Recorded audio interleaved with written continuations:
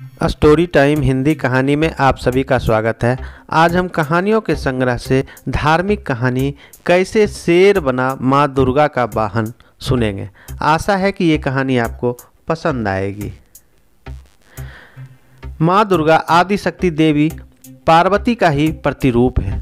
देवी पार्वती हिमालय राज की पुत्री थी। बचपन में ही उन्होंने भगवान शिव को अपना पति चुन लिया था, अतः वह सदा उनकी भक्ति और आराधना में लीन रहती थी।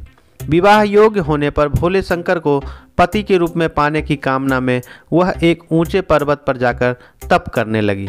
वहां उन्होंने कई वर्षों तक तप किया।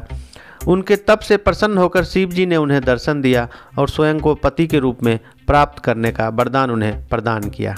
इसके उपरांत दोनों का विवाह बड़ी ही धूमधाम से संपन्न हुआ, जिसमें सारे देवी देवता, ऋषिगण और शिवगण सम्मिलित हुए। विवाह उपरांत उनके दो पुत्र श्री गणेश और कार्तिकेय हुए। भगवान शिव को पति स्वरूप प्राप्ति के लिए कई वर्षों तक किए गए कठोर तप के फलस्वरूप देवी पार्वती का गौर वर्ण सांवला हो गया। एक दिन कैलाश पर्वत पर बैठकर हास परिहास करते समय भगवान शिव ने माता पार्वती को काली कह दिया। स्वयं के लिए काली संबोधन सुन देवी पार्वती रुष्ट हो गई और गौर वर्ण की प्राप्ति के लिए कैलाश पर्वत छोड़कर तपस्या करने वन में चली गई। वन में एक वृक्ष के नीचे बैठकर वे कठोर तपस्या करने लगी।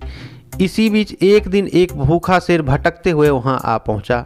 देवी पार्वती को देखकर उनका भक्षण कर अपनी क्षुधा शांत करने की मनसा से वह उनके समीप पहुंचा, किंतु देवी पार्वती के तप का तेज इतना था कि वह शेर उनका भक्षण ना कर सका और वहीं बैठकर उनकी तपस्या समाप्ति की प्रतीक्षा करने लगा। माता पार्वती को तप करते हुए कई वर्ष बीत गए। इतने वर्षों तक वह शेर वहीं उनके समीप बैठा रहा, एक क्षण को भी वह अपने स्थान से नहीं हिला। अंततः देवी पार्वती के तप से प्रसन्न होकर शिव जी ने उन्हें दर्शन दिए और गौर वर्ण का वरदान प्राप्त किया।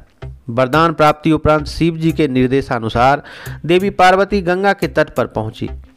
गंगा में स्नान के उपरांत उनके भीतर का काला स्वरूप देवी के रूप से बाहर निकल गया और उन्हें गौर वर्ण प्राप्त हुआ।